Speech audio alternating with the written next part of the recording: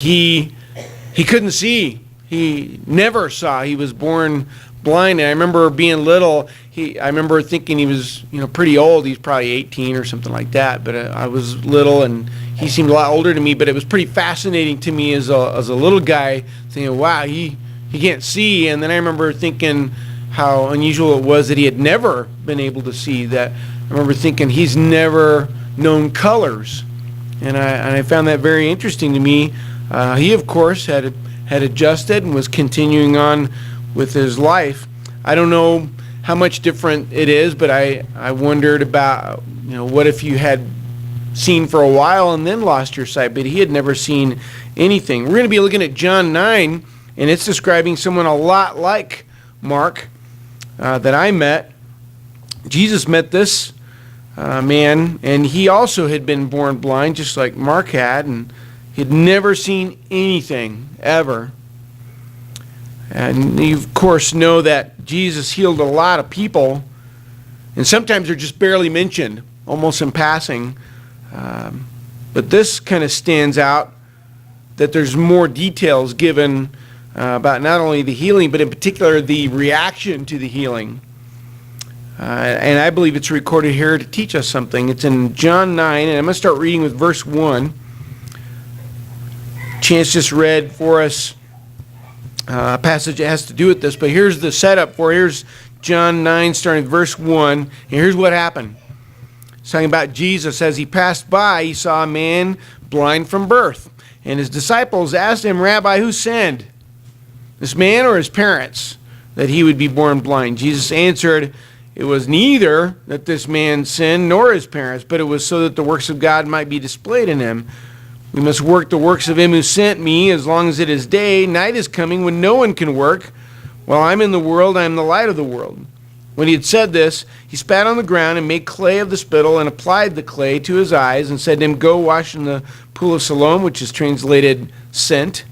So he went away and washed and came back seeing. So pretty incredible story. I believe this account is true. It's exactly what happened. This man was blind since birth, and Jesus healed him. This man saw for the first time. That in and of itself is amazing. But there's more to this account. The situation gets a little complicated when people realize that they see this guy who hasn't been able to see, and he's clearly not blind anymore, and people start asking questions. Pharisees get involved, makes it even more complicated. And I find it kind of sad, the Pharisees, instead of being thrilled that this guy can see, I'd have all kinds of questions for Mark, if all of a sudden he could see. But instead of being thrilled for this guy, they start interrogating everyone about Jesus, trying to figure out what's going on with him.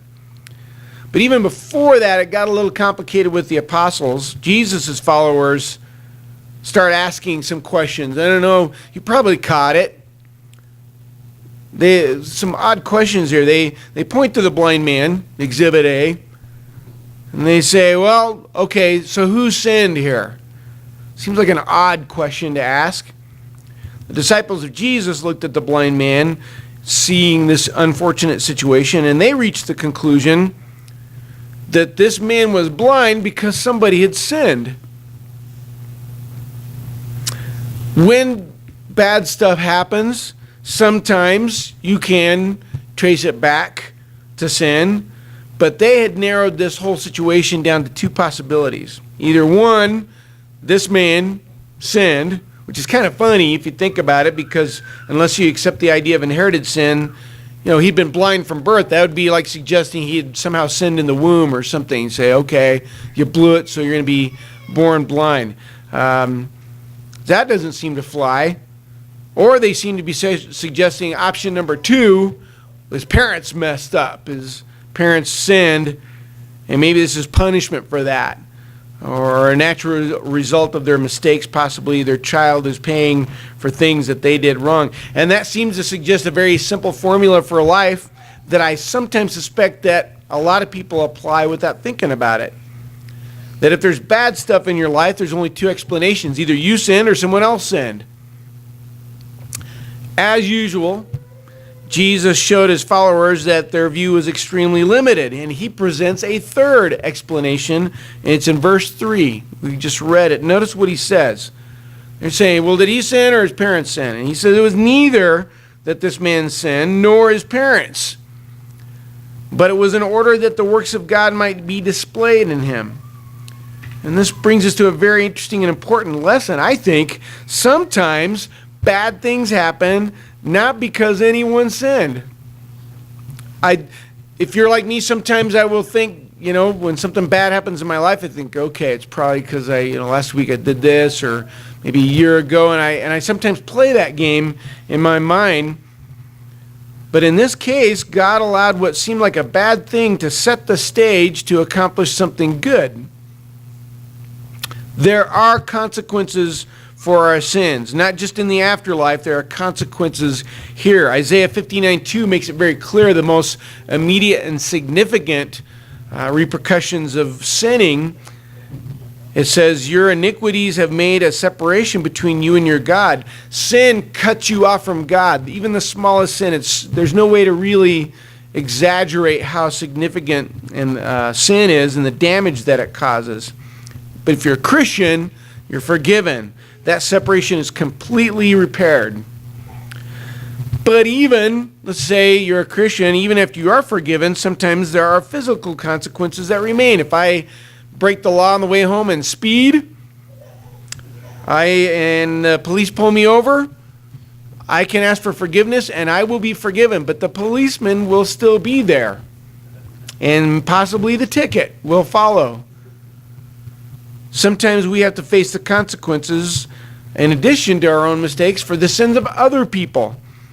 Sometimes the consequences of their sins, that's one of the prices of having people that you care about in your life, is sometimes the consequences of their sins overlap into your life.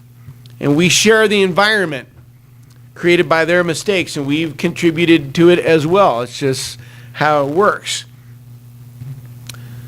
When someone is dealing with a burden in this life, sometimes we can trace it back to the point of origin and say, yeah, it's a messed up life, and here's why. Because years ago, this decision was made, and that very well might happen. Whose fault is this? And we often find out there's a guilty person, but not always. There are consequences to sin, but it's easy to reach a misunderstanding. Something goes wrong in your life, and you might think, well, this happened because of my sins. Not necessarily. Or something goes wrong in someone else's life. Maybe you've done this in your mind, and you say, wow, look at all those tough things happen to those people. And we kind of play the game that Job's friends did quietly in our mind and say, well, they must have done something wrong if this is all happening to him. It's not always that simple. Bad things are not always an indication of sin. It's important to keep in mind the third explanation, the one that Jesus used here to teach his disciples. Bad situations can happen in your life because you sinned. That can happen. Because someone else sinned in the vicinity. You can sometimes end up being affected by that. Or because the bad situation is going to be used to show the work of God. And that's kind of a tough one to get our mind around. Another thing to consider, even if a bad situation comes along as a direct result of your sin, let's say you do mess up. Let's say somebody else messes up. What's beautiful about God's plans, he can ultimately use even these for good.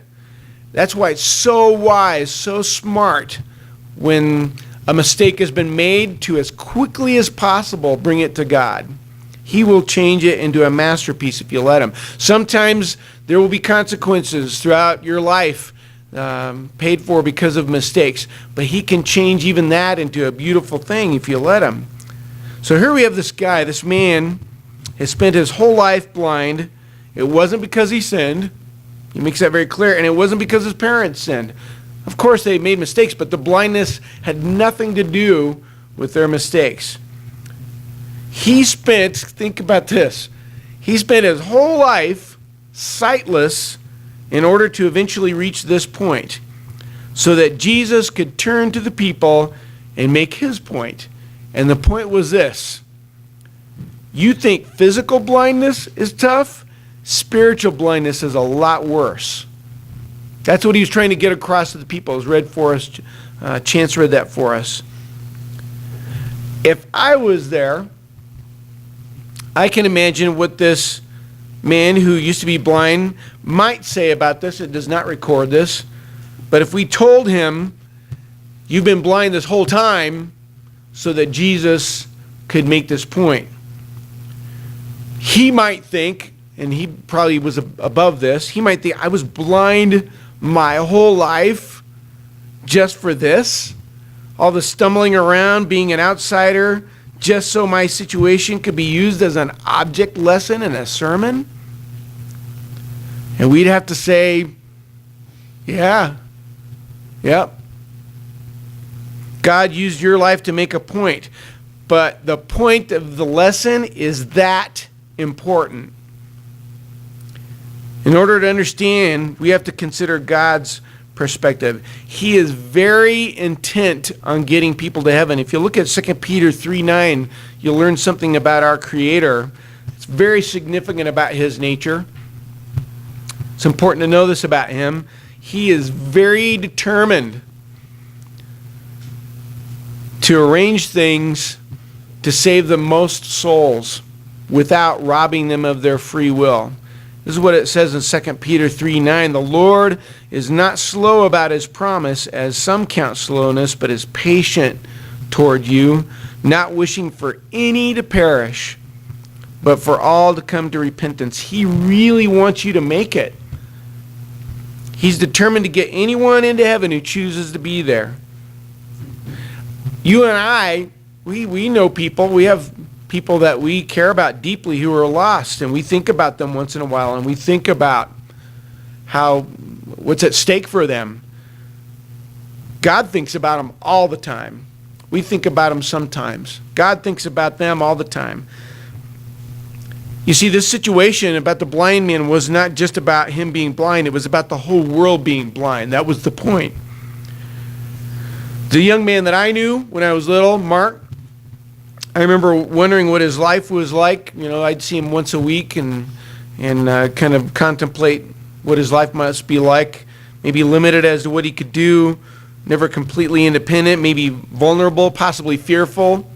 I don't know. He probably didn't even know what he was missing since he had never seen colors. And you might feel compassion for someone in this situation, but it's nothing compared to the compassion we should feel for someone who is spiritually blind. They're far worse off. Far, far worse off. And until Jesus is in your life, you are blind. And that's what's scary about that, is to be blind and not know it. Because just like Mark, you'll be limited as to what you can do. You'll never be completely independent. You'll be always vulnerable and possibly fearful. And you won't even know what you're missing. In that sense, we're all born blind, or at least until we first sin. And we will remain blind until we allow Jesus to wash us clean through baptism. Otherwise, we are far worse off than Mark was, than this man that Jesus healed. Jesus is the only one who can give us our sight back, and then we see life for the first time as it really is. That's why a Christian is very aware. I really believe that. It's ironic that the world kind of tends to think of us as kind of naive and out of the loop. But a Christian is very aware. His eyes are open. God allowed this man to be blind for a reason, in order to make a point. Not only to the people back then, but to us reading about it this morning. Suffering was used as a platform for the work of God, and it probably doesn't fit our perspective. So here's another example, just briefly, in addition to this blind man. It's another example of God trying to get across His point. A completely innocent man was tortured to death, all in order to make a point and to save us from our sins. Letting this man be blind for so long, allowing Jesus to be tortured to death, that sounds kind of harsh to us. Maybe think of it along these lines. Let's say after we're dismissed this morning, assembly's over, we chat a little bit, and you go outside, and maybe you're making your way to your car, and then someone out of the blue in this group comes and tackles you. Just tackles you, lays you out, breaks your arm, And your first thought might be, stop hurting me. And you might think, why would they do this horrible thing to me? And then a truck that is out of control comes hurtling through the yard and barely misses you, and this person saved your life. I don't think that's going to happen, but you get the idea initially is, how dare you do this to me? But then when you realize what's at stake, you say, now I understand. Thank you for breaking my arm. Thank you for hurting me to save me from a much greater disaster that was coming our way. I think it helps when you realize that the price of the rescue is worth it. If blindness or pain seems harsh, it seems like a huge price to pay, and it's because we underestimate the point. And in this situation, the point is this: anyone without Jesus will remain blind, and they will not make it to heaven. If we fully understand how terrible hell will be and how wonderful heaven will be, we would quickly come to the conclusion it's all worth it. Any temporary suffering is worth it if it makes a difference for one soul. Right now, I'm willing to bet that there are parts of your life that are not very fun right now. You wish that they were different than what they are. And that level, whatever that suffering might be high, it might be low, you might be suffering through some tough times, and I don't want that for anybody in this room. And inevitably, times will come when that will be tough. If there are tough times that come your way, it might be because you've made a mistake. I know I've paid the consequences for mistakes I've made. It might be because someone else made a mistake. It might very well be that. Some situations just seem to have happened. There's no real direction to focus any blame. But all of these are possible ways to glorify God and to save a soul. It's easy to be bitter. And instead of glorifying God, you end up being, having these useless, dark parts of your life. But consider this. You may be very well going through something right now in order that one more person might make it. And you know what? It's worth it. It might help to know that your difficulties have a purpose. Don't think that God is unaware of your situation. But I do have to say this, until you really make him part of your life, you're on your own in these situations. It's hard to see past the bad things in your life, but whatever the reason it has happened, God can build blessings with it. And that's why, again, it's so important to bring your difficulties to him as quickly as possible. And it might be to help you improve your own spiritual vision or to help someone else and to help them to really see for the first time. As Christians, it's important to remember we're the ones who see. And if you're making mistakes that are making you lose clarity, we're going to be singing a song here in a moment to encourage you to come forward and ask for prayers and get on the other side of whatever darkness you may be in. But we want to be very clear, too, that if you're not a Christian, Jesus made it very obvious in this passage you can't see. And the blindness can end today. And we encourage you to come forward to be baptized, to put some light on the situation. Life is so much better when you can see. I pray you'll think about this while we stand together and sing.